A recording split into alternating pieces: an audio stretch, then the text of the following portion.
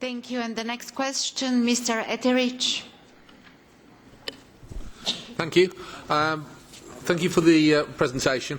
It seems to be the normal mixture of wealth redistribution from more wealthy countries, such as the UK, into projects in less well-off parts of the EU, government spending in the hope of a Keynesian-style growth spurt, the normal kind of thing that we would expect.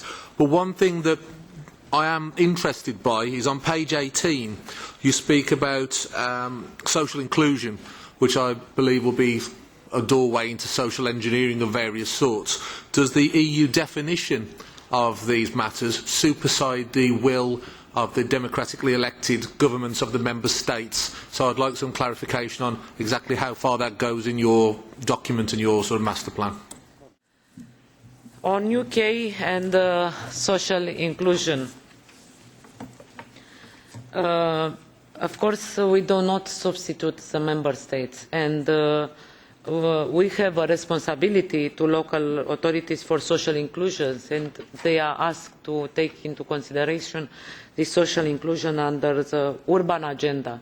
We have this rule that up to 5% it's directly managed by cities and local authorities, and mainly devoted to deprived areas and the most vulnerable.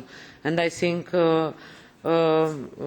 this is on UK. It's they took up 8% of all the programs, which means over 8 programs on whole Europe. Whole Europe, 8% of Europe. So 15 billion euro are managed directly by the localities, and it's up to the local, to the national authorities to decide who will be these cities and local authorities that will receive direct money. So I am very much aware of this situation. I think the European Parliament did a very good job in order to oblige and to have in the future programming periods a combination of funds for social and ERDF, because, for instance, we have some cases that we have from the country I know best. For instance, we have received a requirement about a house for elderly people, who is now done for 1 year. It was almost 2 million euro, a state-of-art building, which is empty. It's empty because they didn't do the combination of funds from the beginning. So we have the buildings, but we don't have the personnel, we don't have the people there.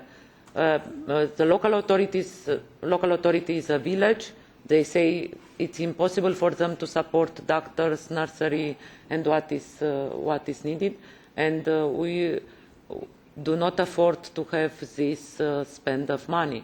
So I think it's very important, and social inclusion, it's a very sensitive issue. And as I promised during my mandate, I'd like to visit these 2 red regions. I had the pleasure to meet some governors from the UK, and they were very pleased with cohesion policy. And I'm looking forward to go and visit the most vulnerable. But I would like to inform you, because that in the next 2 weeks I will have a visit in the Northern Ireland. You know that the REGI committee is also responsible for this task force for peace programme, and this will be one of the latest visits, and I will keep you informed about that. And we will do Ireland at the beginning of the summer. Thank you so much.